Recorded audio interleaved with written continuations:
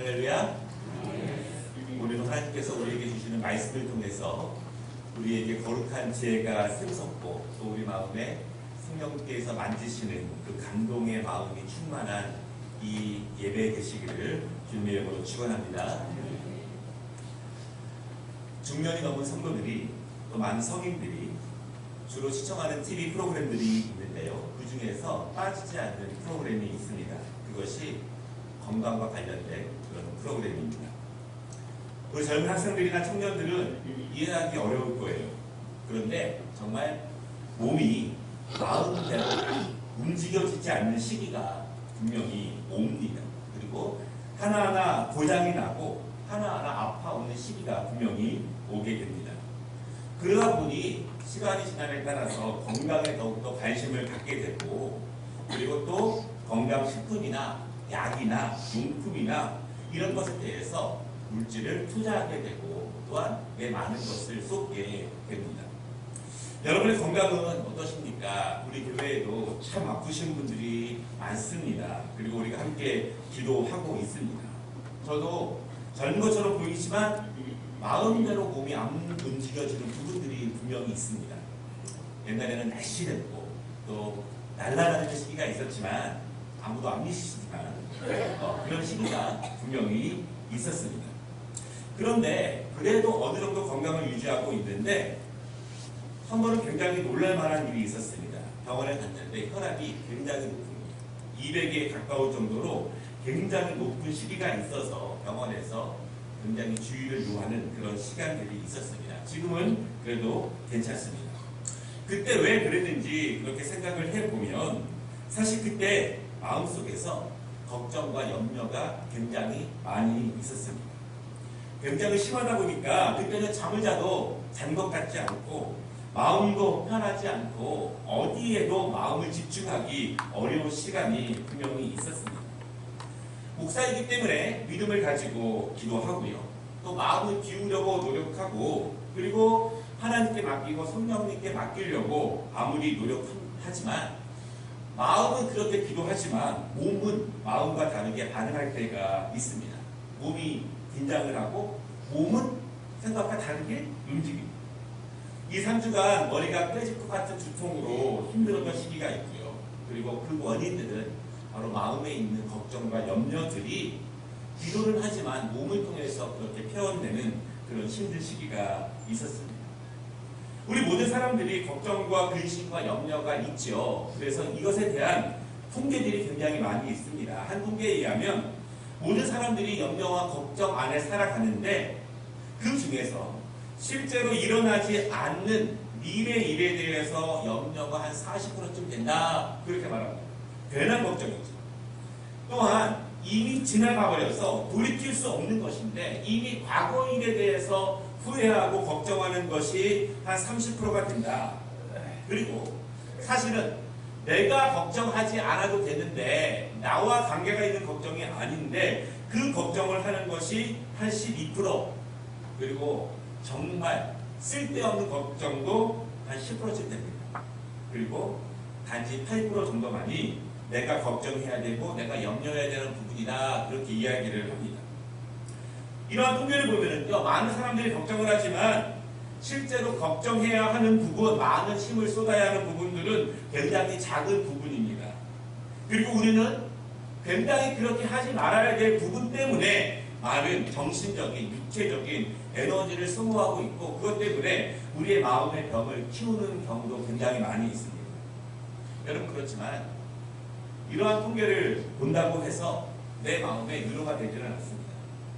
다른 사람들은 내 마음의 걱정과 염려를 쓸데없는 걱정이라고 말을 하고 과거에 대한 걱정이라고 말을 하고 일어나지 않을 미래의 걱정이라고 이야기할 수는 있지만 이러한 통계들이 내 마음에서 실제로 안 중요한 것은 아닙니다. 나에게는 그 걱정과 염려가 지금 너무나 힘들고 내려놓기가 힘든 그런 상황들도 굉장히 많이 있습니다.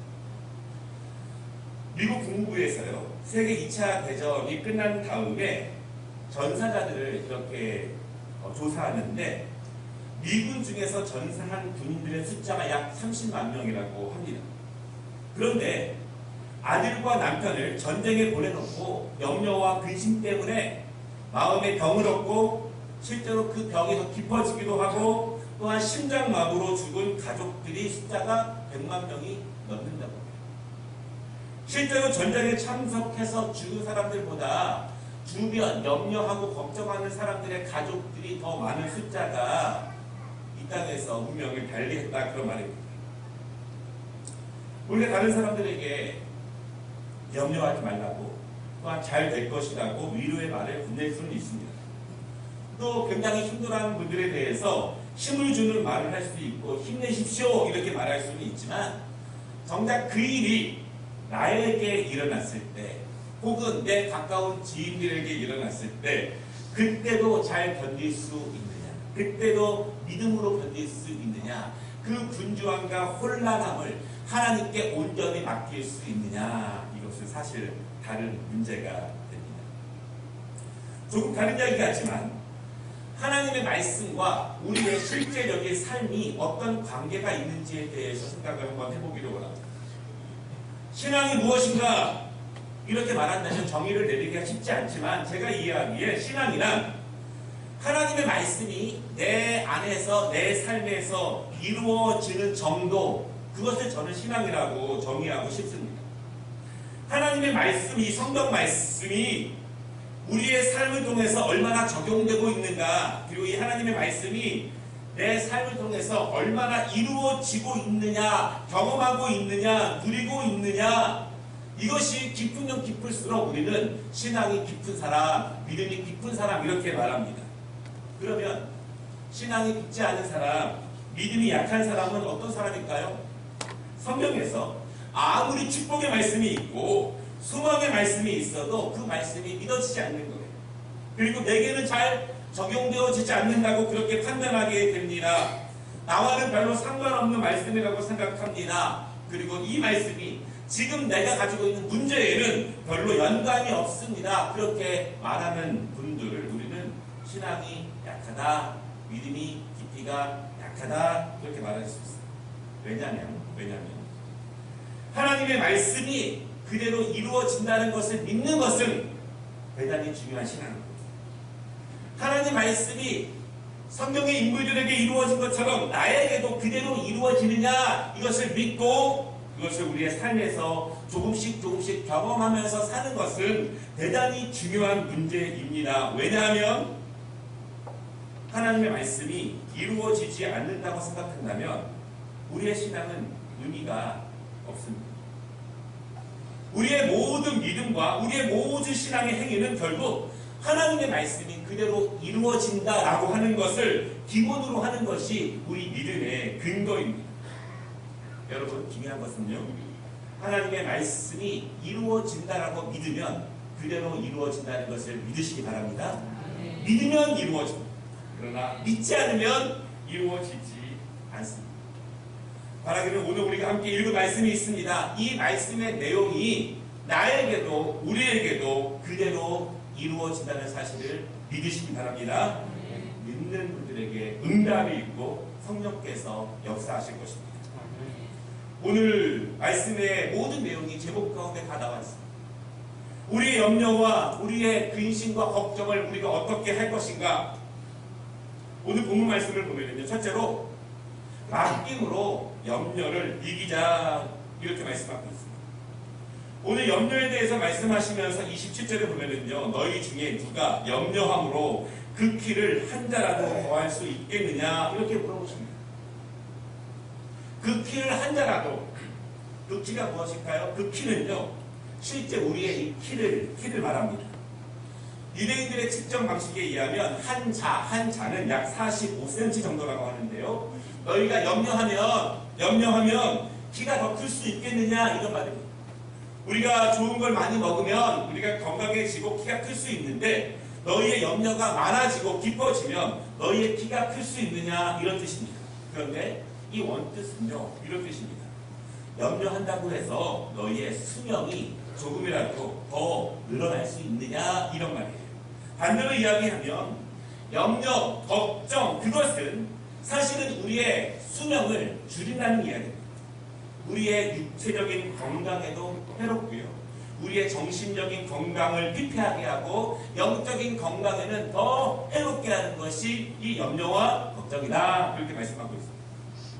사실 염려는 사람들을 피폐하게 합니다. 염려는 사람들을 회의적으로 만들게 됩니다. 염려는 사람을 크게 낙담시키고 염려는 영적인 큰 아픔을 경험하게 합니다. 오늘 우리 27절 말씀을요, 주의 깊게 볼 필요가 있는데요. 이 말은요, 실제로 일어나지 않은 일, 이미 지나간 과거에 있었던 일, 그것 때문에 염려하지 말라, 걱정하지 말라, 이렇게 말씀하시는 것이 아닙니다. 이 말씀의 뜻은 지금 우리에게 일어나고 있는 일들, 지금 나에게 닥치고 있는 일들, 지금 내가 경험하고 있는 아픔들, 슬픔들, 괴로움을 주고 있는 일들, 지금 나의 가정에 있는 재정적인 문제들, 지금 우리의 삶 가운데 나타나는 그 문제들, 그것에 대해서 염려하지 말라, 걱정하지 말라, 이렇게 말씀하고 있는 것입니다. 오늘 본문에서 예수님은요, 무엇에 대해서 걱정하고 염려하는 사람들에게 말씀하시냐면 25절에 보니까 예수님은 무엇을 먹을까, 무엇을 마실까, 무엇을 입을까에 대해서 염려하는 사람들에게 염려하지 말라, 이렇게 말씀하시는 거예요. 그런데 이렇게 말씀하시는 분들이 있을 수 있습니다. 예수님, 제게 염려하지 말라고 말씀하셨죠? 염려와 걱정이 저의 영육간에 강건함에 안 좋다고 말씀하셨죠? 그런데 제가 염려하는 것, 제가 걱정하는 것은 예수님 말씀하시는 것처럼 무엇을 먹을까, 무엇을 마셔야 하는가, 무엇을 입어야 될까, 그런 염려가 아닙니다. 저는 그런 걱정은 거의 하지 않습니다. 왜냐하면 그 정도는 어느 정도 충족되기 때문입니다. 제 걱정과 염려는요, 그것보다 훨씬 더 무겁고 큰 것들입니다. 죽을 수도 있는 질병에 관한 문제입니다. 가정이 무너질 수도 있는 경제의 문제입니다. 제 삶 전체를 망가뜨릴 수도 있는 그 정도 큰 문제이지, 예수님이 말씀하시는 것처럼 무엇을 먹을까, 마실까, 입을까, 그 정도로 가벼운 것 때문에 제가 그렇게 걱정하는 것이 아닙니다. 이렇게 말할 수도 있습니다. 여러분, 그렇지만 2000년 전에 오늘 본문에 있는 사람들이요, 먹고 마시고 입는 문제는 우리가 지금 생각하는 것처럼 그렇게 간단한 문제는 아니었습니다.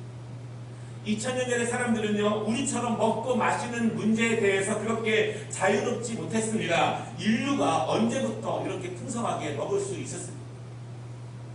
그들은 오늘 먹을 수 있지만 내일을 심히 염려해야 하는 사람들이었습니다.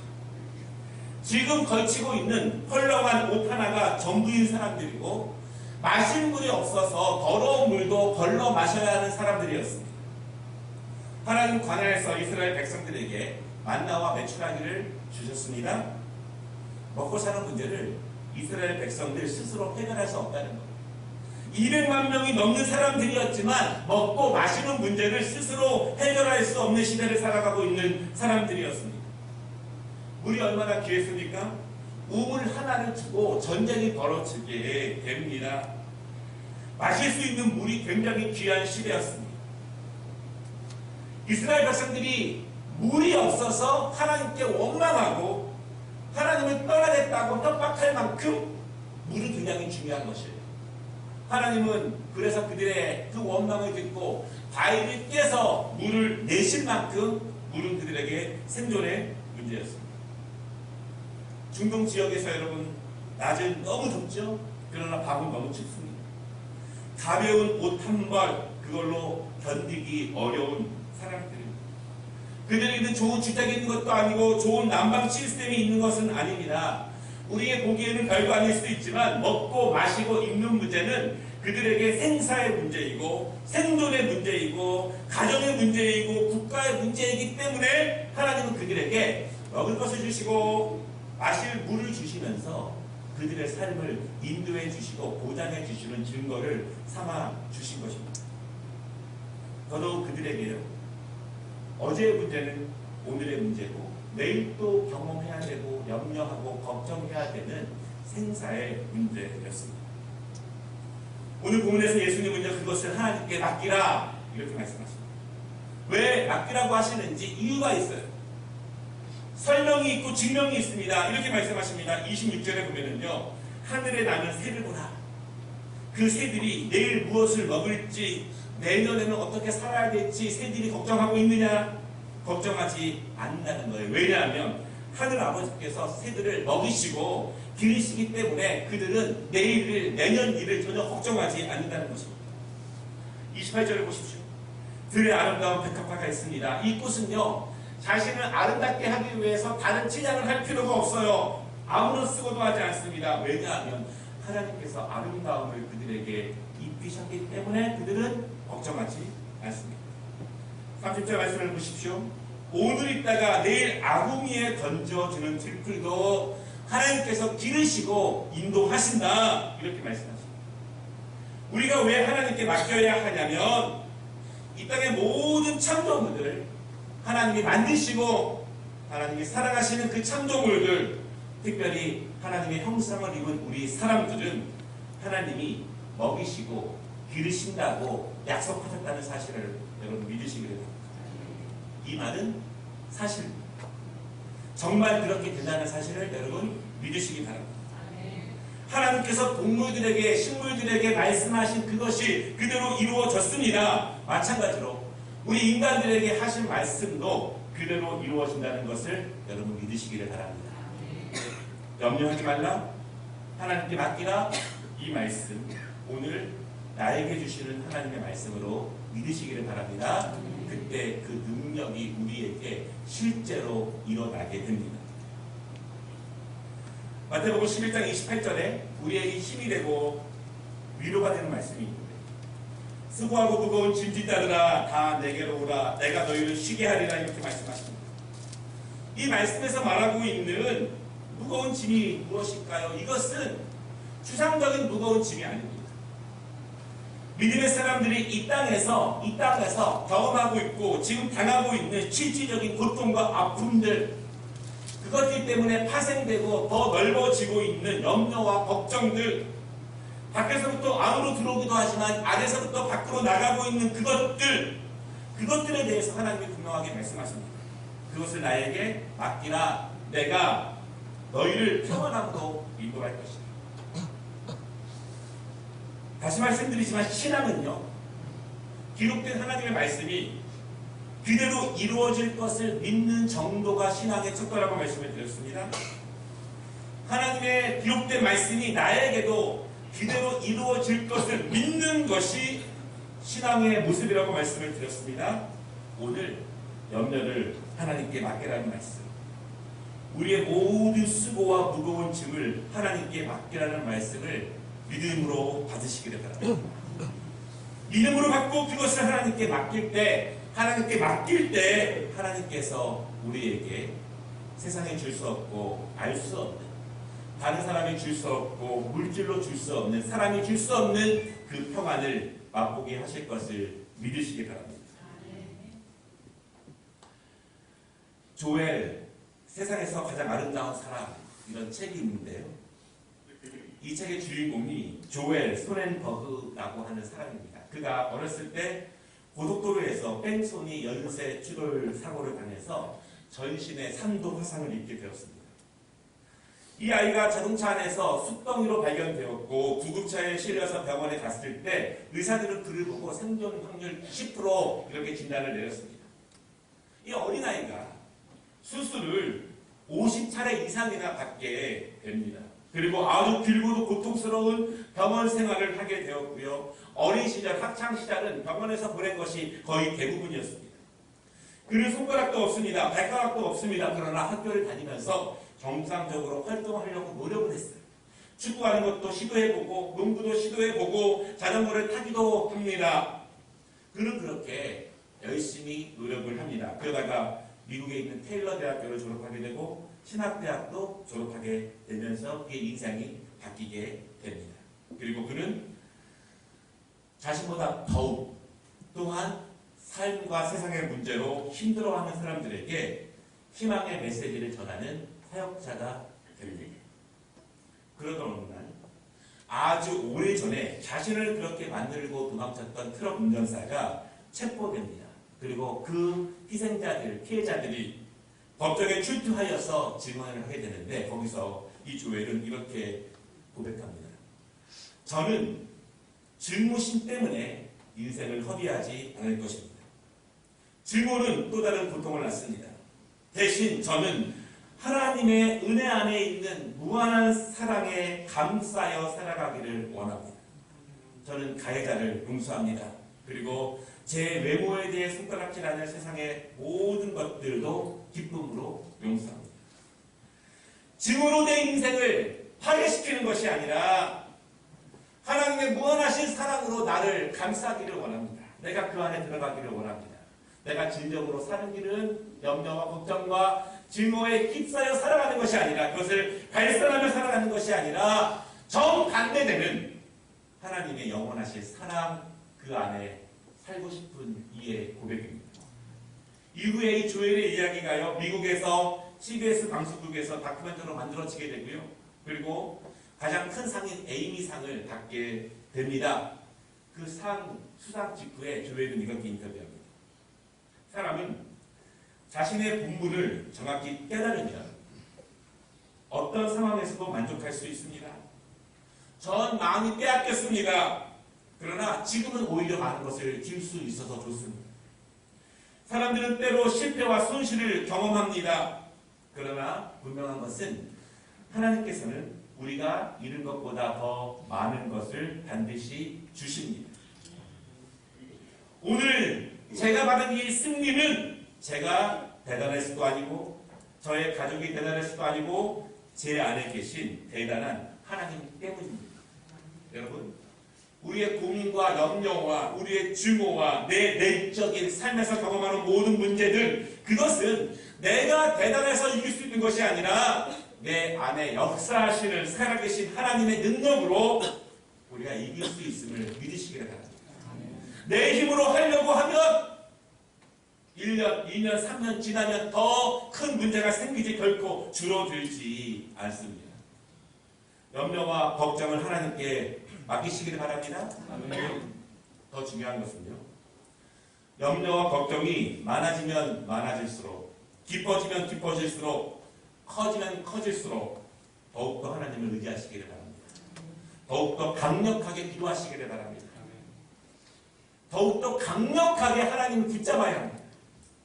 그 문제가 커질수록 더욱더 하나님을 붙잡으시기를 바랍니다. 그것을 내가 지고 가면 내 마음과 내 삶은 불행해집니다. 그가 거하는 곳들이 파멸됩니다. 그러나 하나님께 맡기면 하나님이 해결해 주심을 믿으시기를 바랍니다. 두 번째는요, 소망으로 염려를 이기자. 한번 옆에 분과 인사하겠습니다. 소망으로 염려를 이깁시다. 우리의 염려는 소망으로 이길 수 있는데요, 두 가지의 소망이 있습니다. 첫째는 지금의 아픔과 고난도 반드시 지나갈 것이라고 하는 믿음에 대한 소망입니다. 너무 더웠죠? 더위가 지나자 겨울이 걱정됩니다. 저희는 미시간과 토론토에서 11년을 살았는데요. 북미에서는 여기 산다 그러면 아찔할 만큼 추운 곳입니다. 11월부터 5월 때까지 눈이 오고 바람은 너무 세차서 털모자를 쓰지 않으면 겨울을 이겨내기가 쉽지 않습니다. 그런데 한국에 와보니 한국도 어긋나게 춥습니다. 파주와 금천은 좀 더 춥다고 하더라고요. 그러나 우리는 본능적으로 압니다. 지금은 춥지만 조금만 견디면 봄이 온다는 것을 압니다. 그래서 견딜 수 있습니다. 봄이 온다는 믿음이 곧 우리에게 소망이 됩니다. 지금 추운 겨울의 눈보라처럼 몸을 휘청거리게 하는 찬바람, 우리의 중심을 흐트러뜨리게 하는, 우리를 움츠러뜨리게 하는 추위가 있지만 그래도 인내하며 견딜 수 있는 것은 조금만 견디면 봄은 반드시 온다라고 하는 믿음이 있기 때문입니다. 성경은 가르칩니다. 모든 육체는 풀처럼 마르는 시간이 있습니다. 아름다운 꽃도 떨어지는 시간이 있습니다. 세상의 모든 것은 기한이 있다. 영원하지 않다. 이렇게 말씀하십니다. 사람도 기한이 있어요. 영원하지 않습니다. 사람이 만들어내는 모든 물건들도 영원하지 않습니다. 그때가 있습니다. 사람이 만들어내는 모든 감정들도, 우리 안에 있는 것도 우리 밖에 있는 것도, 사람이 만들어낸 이 땅의 모든 피조물들은 반드시 지나간다. 끝이 있다. 영원하지 않다. 여러분 믿으시기를 바랍니다. 그렇다면 우리는 영원한 것에 소망을 두어야 합니다. 영원한 것. 우리가 꼭 붙잡아야 하는 것이 있습니다. 베드로전서 1장 24절에 이렇게 말씀합니다. 그러므로 모든 육체는 풀과 같고 그 모든 영광은 풀의 꽃과 같으니 풀은 마르고 꽃은 떨어지되 오직 주의 말씀은 세세토록 있도다 하였으니 너희에게 전한 복음이 곧 이 말씀이니라. 아멘. 여러분, 우리의 모든 염려를 맡겨라는 이 말씀이 우리에게 해결책이 될 수 있겠습니까? 해결책이 될 수 있음을 믿으시기를 바랍니다. 믿으면 이루어집니다. 다른 해결책이 있는 것이 아니라 기한이 없고 영원한 생명력이 있는 이 하나님의 말씀을 분명히 믿으시기를 바랍니다. 이 말씀이 나에게도 분명히 이루어질 것을 믿으시기를 바랍니다. 두 번째 소망이 있는데요. 그것은 하나님이 더 채우실 것이라고 하는 믿음에 대한 소망입니다. 오늘 본문 33절에 이렇게 말씀합니다. 너희는 먼저 그의 나라와 그의 일을 구하라. 그리하면 이 모든 것을 너희에게 더하시리라. 하나님이 더 하실 것이라는 소망입니다.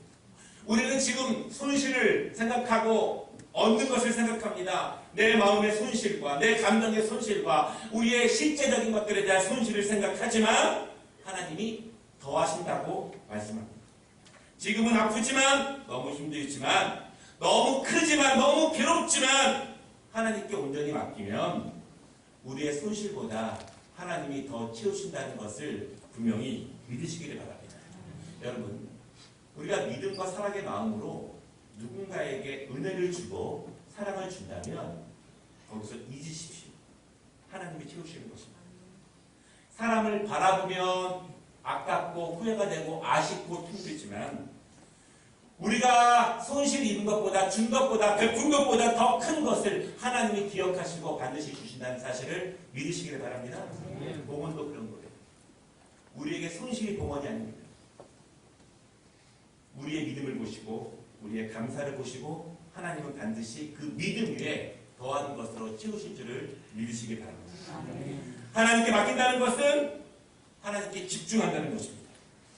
더 하나님께 나아간다는 것입니다. 이전보다 염려가 덜할 때보다 염려가 없을 때보다 더 하나님께 집중적으로 나아간다는 것입니다. 더 강력하게 기도한다는 것입니다. 더 새벽을 깨우며 하나님께 부르짖는다는 의미입니다. 그냥 마음만 하나님께 맡깁니다 이것이 아니라 실제적인 우리의 몸과 마음이 하나님 앞에 무릎으로 무덤으로 믿음으로 나아온다는 것입니다. 하나님이 더한 것으로 우리에게 채우실 것을 믿는다면 그렇게 할 수 있습니다. 더욱더 예배의 자리로 더욱더 기도의 자리로 나아가는 것입니다. 그 염려와 걱정을 내가 가지고 있다면 내 필을 한대도 더할 수 없습니다. 내 정신은 점점 부정적으로 변하게 됩니다. 상상력은 우리를 더욱더 악화시킵니다. 내 마음은 더욱더 괴로워지고 내 몸은 약해지고 우리의 관계들은 다 파멸되게 됩니다. 그리고 우리 영혼은 하나님으로부터 점점 더 멀어지게 됩니다. 말씀을 마치겠습니다. 우리가 염려와 걱정을 초월해서 살아갈 수는 없지만 염려와 걱정은 결국 우리를 힘들게 합니다. 빨리 해결하지 않으면 우리를 점점 부정적으로 만들고 우리의 믿음을 연약하게 만들고 예배와 기도의 자리를 멀어지게 합니다. 이것은 결국 하나님과 멀어지게 하는 것입니다. 현재 경험하고 있는 염려와 걱정의 최종 목적은 분명합니다. 하나님과 멀어지게 하는 것입니다. 그러나 우리 믿음의 사람들은 세상 사람들과는 다르게 염려와 걱정을 다루어야 합니다. 말씀에 의지해서 다루어야 하고 기도에 의지해서 다루어야 합니다. 왜냐하면 세상 사람들은요 자신의 염려와 걱정을 자기들이 스스로 책임져야 하지만 믿음의 사람들은 하나님께서 우리의 사정을 아시고 우리의 삶을 인도해 주실 것이라고 내게 맡겨라 이렇게 말씀하셨기 때문입니다. 여러분이 감당할 수 없다면, 그것이 내 키를 더하지 못한다면 그 모든 염려와 모든 걱정을 하나님께 맡기시고 하나님을 향한 소망으로 우리도 나아가시기를 바랍니다. 어떤 종류의 염려라도 강력한 기도로 이기시기를 바랍니다. 그동안 했던 기도의 스타일보다 더 강력한 기도로 하나님께 나아가시기를 바랍니다. 그렇게 나아가시면 하나님께서 일하실 것입니다. 기도하겠습니다.